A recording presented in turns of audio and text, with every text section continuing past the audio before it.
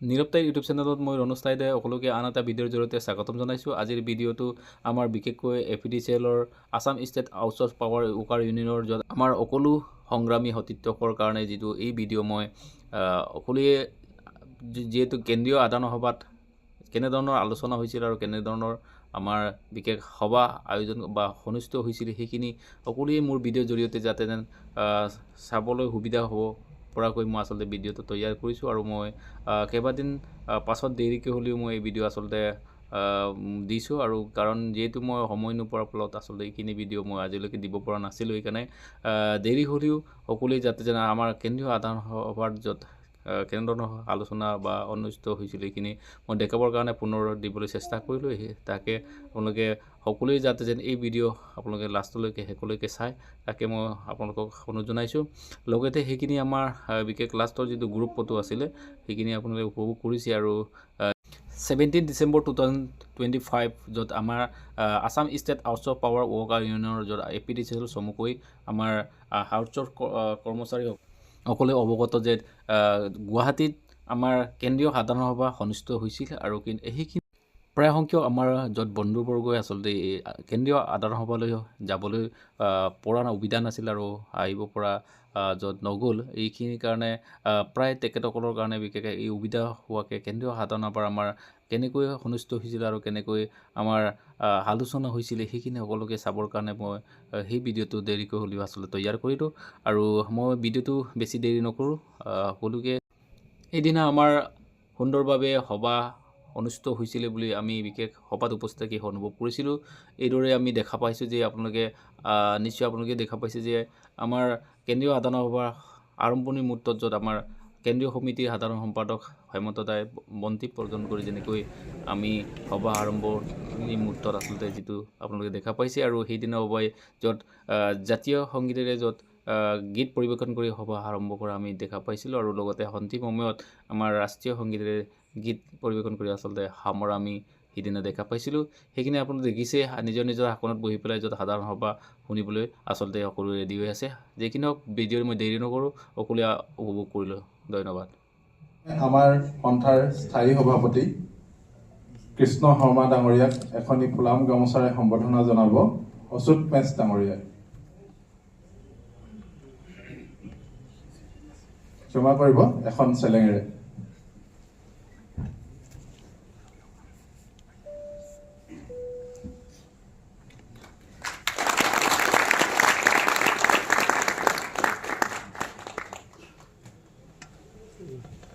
সাধাৰণ সম্পাদক হেমন্ত শইকীয়া ডাঙৰীয়াক এখনি চেলেঙেৰে সম্বৰ্ধনা জনাব চনু কুমাৰ শইকীয়াই।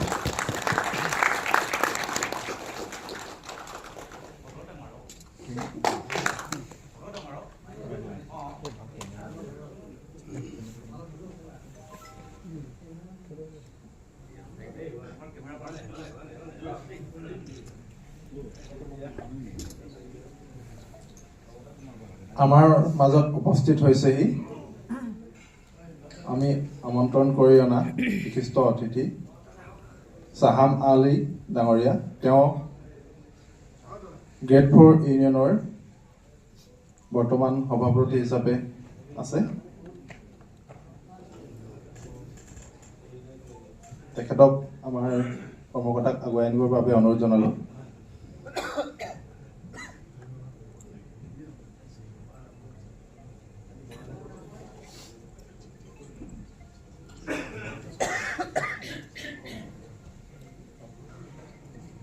চাহাম আলী ডাঙৰীয়াৰ বিষয়ে নকলেও নহয়, ক'বলৈও বহুত দীঘলকৈ ক'ব লাগিব। ইমানখিনিতো ক'বলৈ আমাৰ যিহেতু সময়ৰ অভাৱ, তথাপিও কওঁ মানুহজন চাকৰিৰ পৰা অৱসৰ গ্ৰহণ কৰিলেও প্ৰতিটো মুহূৰ্তত আমাৰ অস্থায়ী কৰ্মচাৰীখিনিৰ লগতে স্থায়ীসকলৰো বাবে চিন্তা কৰি আহিছে। তেখেতৰ কৰ্মদক্ষতাৰ লগতে আমি প্ৰতিটো মুহূৰ্ততে তেওঁক সহায় সহযোগৰ ক্ষেত্ৰত কাষতে পাওঁ আৰু তেখেতক আমাৰ সম্বৰ্ধনা জনাব খগেশ্বৰ পাৰমে।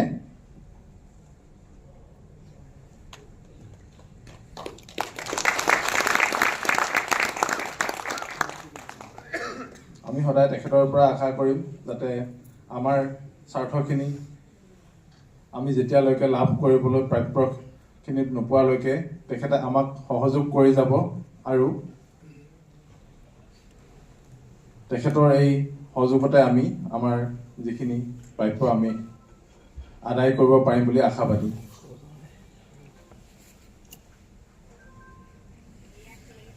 আমাৰ উপসভাপতি হিচাপে আছে ৰাজেশ্বৰ খাকলাৰী ডাঙৰীয়া, তেখেতক এখনি চেলেঙেৰে সম্বৰ্ধনা জনাব যোগেশ নেওগ ডাঙৰীয়াই।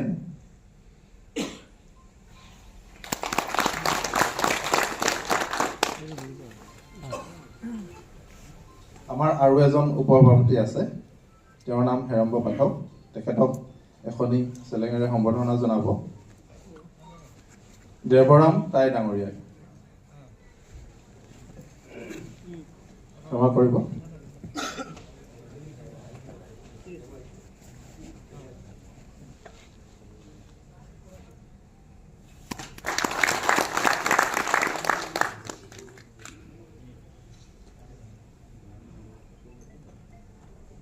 আমাৰ মাজত উপস্থিত আছে সন্থাৰ সহকাৰী সাধাৰণ সম্পাদক প্ৰসেনজিৎ দেৱনাথ, তেখেতক এখনি চেলেঙেৰে সম্বৰ্ধনা জনাব দেৱ গগৈ ডাঙৰীয়াই।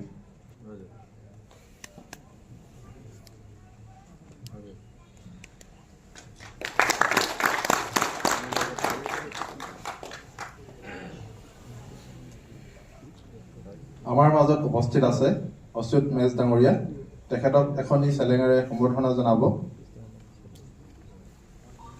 সোনু কুমাৰ পেগু ডাঙৰীয়াই।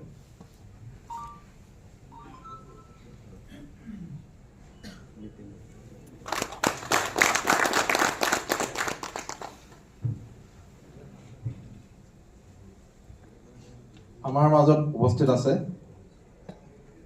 সন্থাৰ পূৰ্বৰ সাধাৰণ সম্পাদক তথা বৰ্তমানৰ প্ৰচাৰ সম্পাদক ইয়াকুব আলী ডাঙৰীয়া, তেখেতক আমাৰ মাজত চিনাকি কৰাই দিছোঁ। তেখেতক সম্বৰ্ধনা জনাব ৰুবুল ইছলাম ডাঙৰীয়া।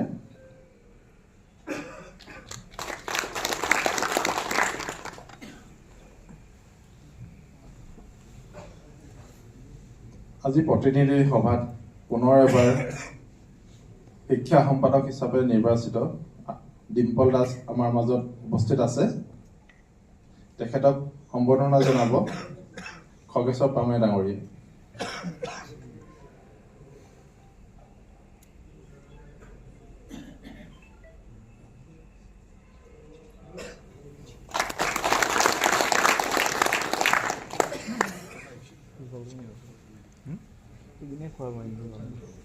আমাৰ আৰু এজন নতুনকৈ নৱনিৰ্বাচিত হৈছে আজি প্ৰতিনিধি সভাত, আপোনালোকক চিনাকি কৰাই দিব বিচাৰোঁ।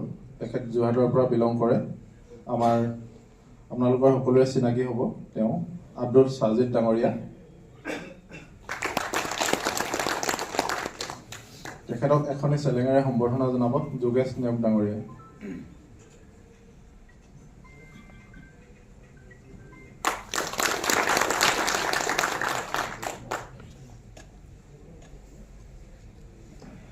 আমাৰ মাজত আৰু এজন নতুন নিৰ্বাচিত ফাইনেন্স ছেক্ৰেটাৰী তেখেত নিৰ্বাচিত হৈছে, তেখেত ঋষভ সেন, তেখেতক এখনি চেলেঙেৰে সম্বৰ্ধনা জনাব হেমন্ত শইকীয়া আমাৰ সাধাৰণ সম্পাদকে।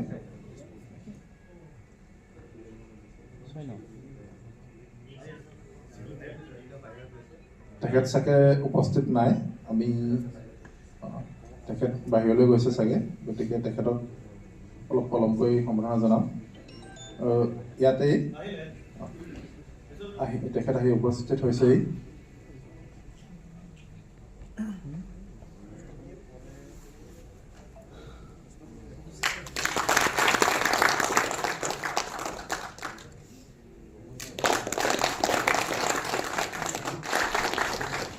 আমি এই সম্বৰ্ধনা অনুষ্ঠানটো মাজে মাজে চলাই থাকিম। যদি এই অনুষ্ঠানটোকে কৰি থাকোঁ তেতিয়াহ'লে আপোনালোকে বিৰক্তিকৰ বোধ কৰিব আৰু সময়ো যথেষ্টখিনি হৈ গৈছে, গতিকেলৈ আমাৰ কাৰ্যসূচী বহুতখিনি আছে।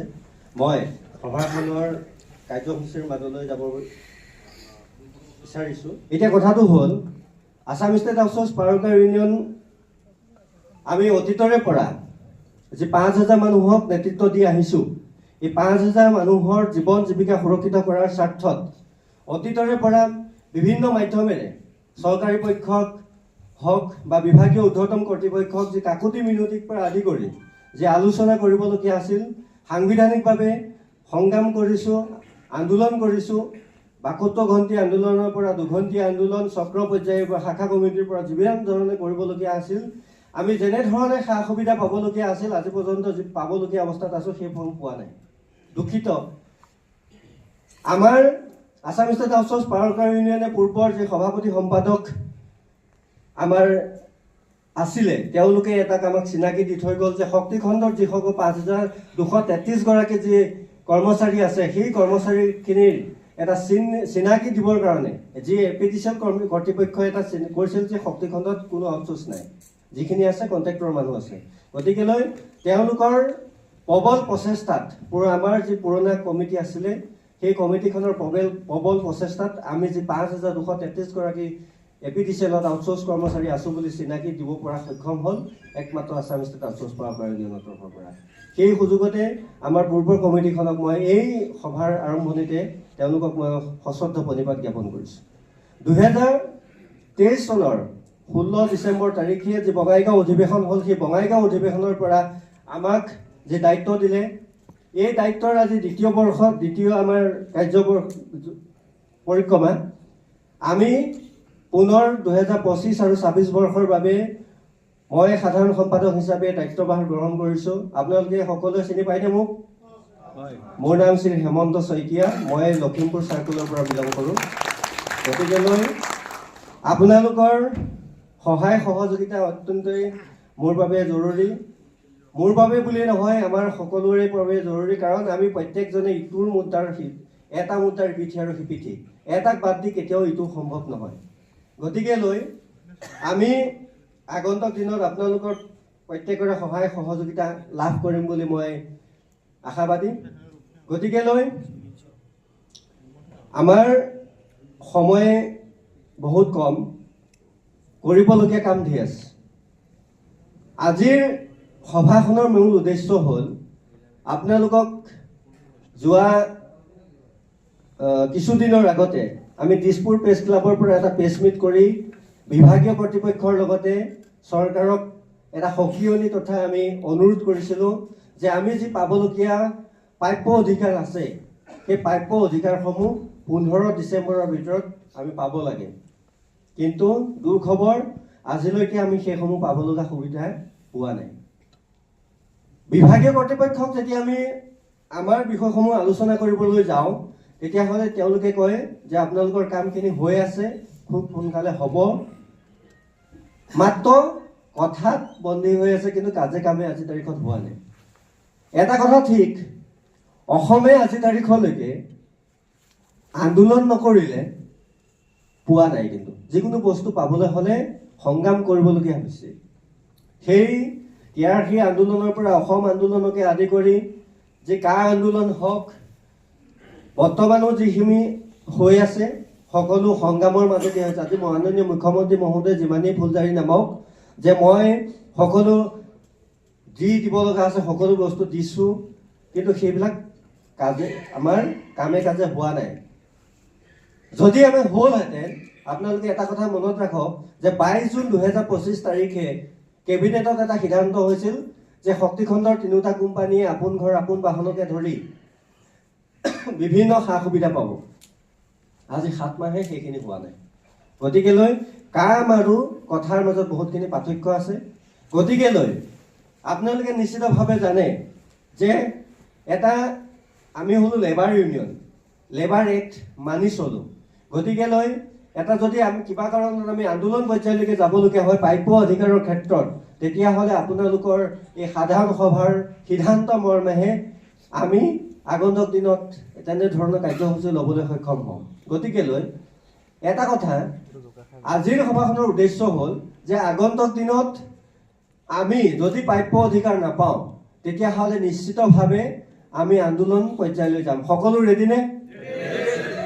গতিকেলৈ আজিৰ এই সভাখনৰ পৰা এটা সিদ্ধান্ত হ'ব যে আগন্তুক দিনত যদি পাবলগীয়া সা সুবিধাখিনি আমি কম দিনৰ ভিতৰত নাপাওঁ, তেতিয়াহ'লে নিশ্চিতভাৱে শক্তিখণ্ডৰ তিনিওটা কোম্পানীৰ যৌথ মঞ্চ আছাম ষ্টেট আউটচোৰ্চ পাৱাৰ ইউনিয়নে শক্তিখণ্ডৰ ৫,২৩৩ গৰাকীৰ কৰ্মচাৰীৰ জীৱন জীৱিকা সুৰক্ষিত কৰাৰ স্বাৰ্থত আমি নিশ্চিতভাৱে সাংবিধানিকভাৱে আমি আন্দোলন পৰ্যায়লৈ যাম।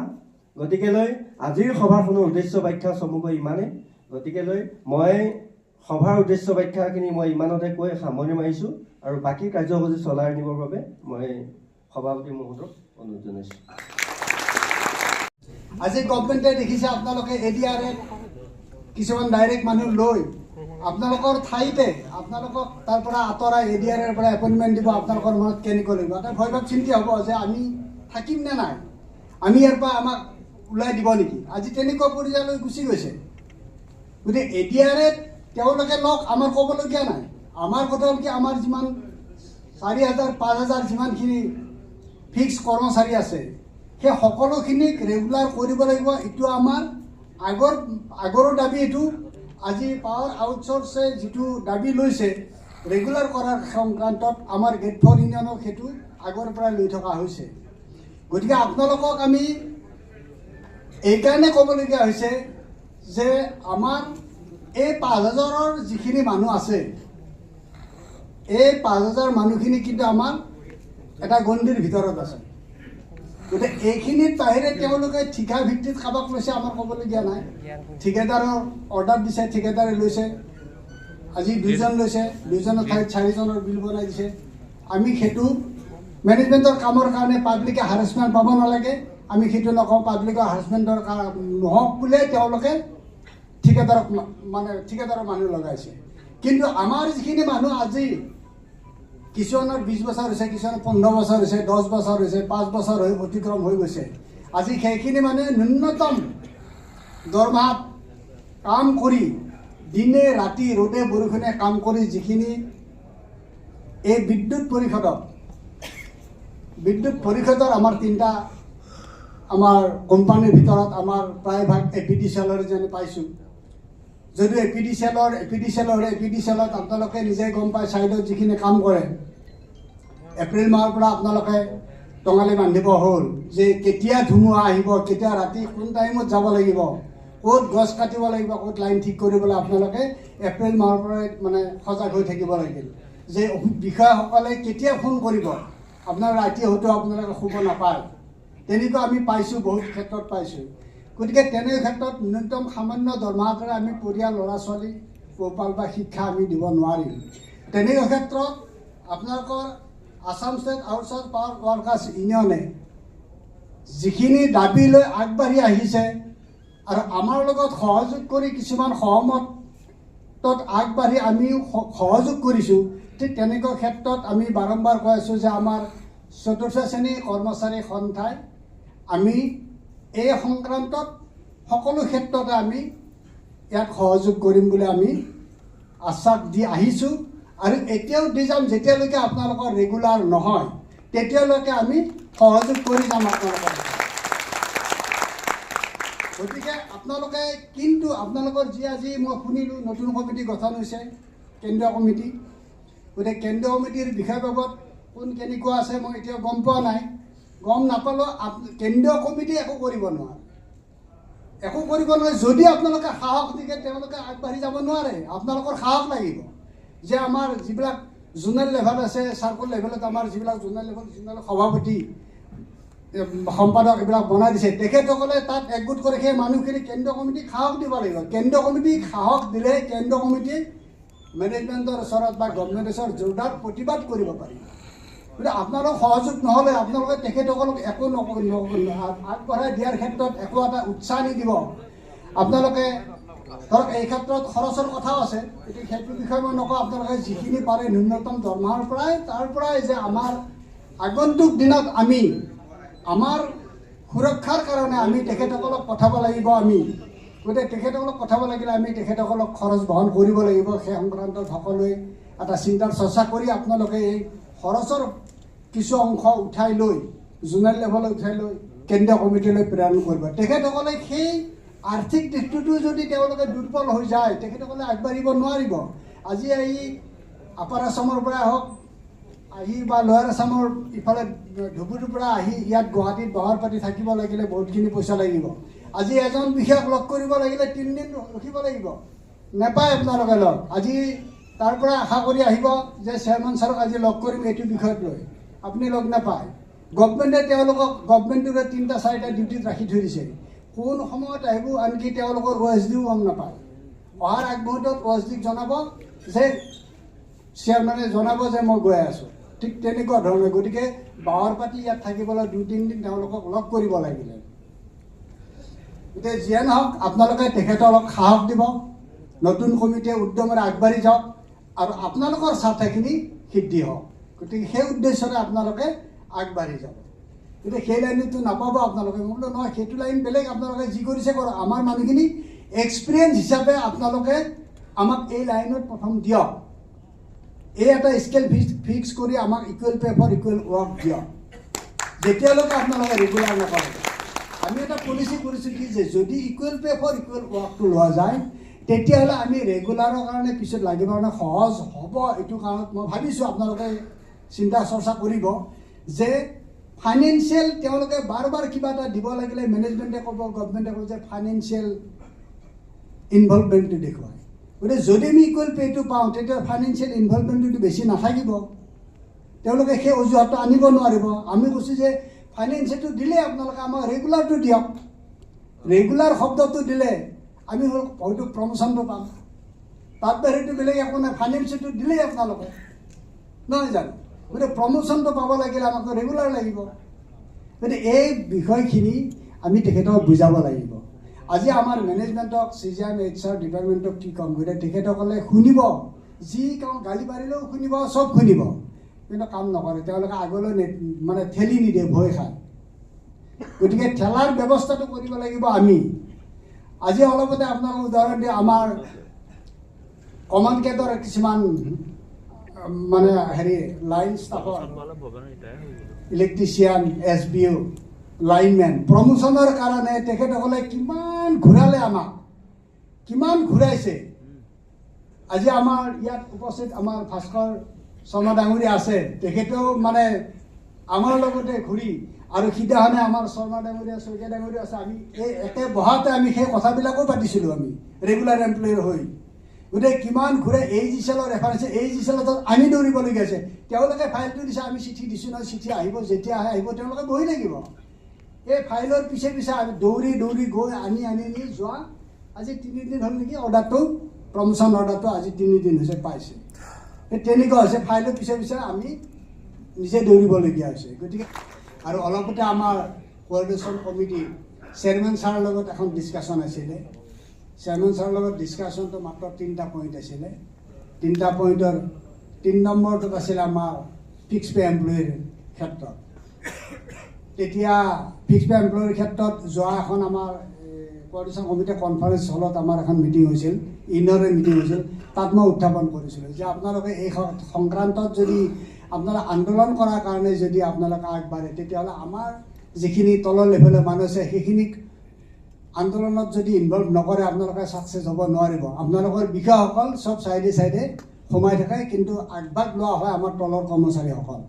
গতিকে সেই সংক্ৰান্তত আমাৰ ফিক্স পে এমপ্লয়ী যিমানখিনি আছে অল অসমত আজি যদি চাউণ্ড দিয়া হয়, তেখেতসকলে আজি পাৱাৰ আউটচৰ্চে যদি চাউণ্ড দিয়ে যে কালি সকলোৱে এই ষ্ট্ৰাইকত অংশগ্ৰহণ কৰিব লাগে, সকলোৱে ওলাই আহিব।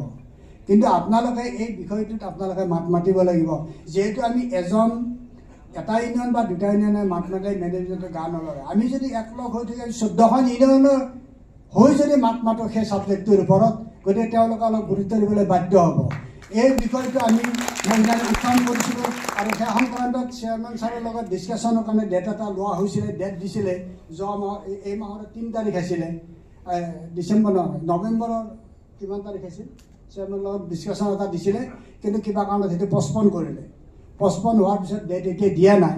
যদি ডেট আমি পাই যাওঁ, এই বিষয়টোৰ কাৰণে সেই মিটিংখনত মই তাৰমানে উপস্থিত থাকিম। তেওঁলোকক মই যোগাযোগ কৰিছোঁ যে চেয়াৰমেনৰ ডিছকাশ্যনত মোক কিন্তু জনাব মোক জনাব, মই তাত উপস্থিত থাকিম। মই উপস্থিত থাকিম এইটো কাৰণত বাকী দিশখিনি এই আমাৰ পাৱাৰৰ ক্ষেত্ৰত বা আমাৰ এই এপিডিচিএল বা 3টা কোম্পানীৰ ৰক্ষণাবেক্ষণৰ ক্ষেত্ৰত আমাৰ যিসকল বিশেষজ্ঞ অভিযন্তা তেখেতসকলে এই ক্ষেত্ৰত দায়ী ধৰিব। মই একমাত্ৰ উপস্থিত থাকিব বিচাৰিছোঁ এইটো কাৰণতে যে আমাৰ আউটচোৰ্চৰ বিষয়টো তাত উপস্থাপন মই কৰিব পাৰিম নেকি, সেই বিষয়লৈহে মই তেখেতসকলক কৈ আছোঁ যে মই এই ডিছকাশ্যনত মোক যেনে তেনে তাত মই যাম আৰু মোক জনাব ডেটটো কেতিয়া হয়। আৰু তেওঁলোকে নজনাৰ কিবা কাৰণ পাহৰি থাকিব পাৰে, কিন্তু মই তলে তলে মই মানে যোগাযোগ কৰি আছোঁ চেয়াৰমেন অফিচৰ লগত। গতিকে চেয়াৰমেন অফিচৰ মানে আমাৰ যিকেইজন হেৰি আছে পি এ আছে তেখেতসকলৰ লগত যোগাযোগ কৰিছোঁ যে আমাৰ কোৱালিশ্যনত যিটো ডেটটো দিয়ে মোক জনাব বুলি কৈ আছোঁ। গতিকে সেই তাত গৈ এই বিষয়খিনি যাতে মই আউটচোৰ্চৰ বিষয়খিনি আমাৰ ফিক্স পে এমপ্লয়ৰ বিষয়খিনি মই উত্থাপন কৰিব পৰা যায়, সেই বিষয়খিনিৰ কাৰণেহে মই তাত উপস্থিত থাকিম। গতিকে যেনেকে কেঁচুৱা এটা কান্দিলে মাকে কি দিয়ে, লালিপপ বা কিবা এটা দি দিয়ে, ই অলপ চুপচাপ থাকে, অলপ পিছত সেইটো শেষ হৈ যায়, সিও পাহৰি যায়। তো আমিতো নাপাহৰে, আমি লালিপপ চোপা মানুহ নহয়, আমিতো চবেই মেচিউৰ, ফেমিলি, পৰিয়ালৰ মুৰব্বী মানুহ, পৰিয়ালৰ পোহপাল দি আছোঁ।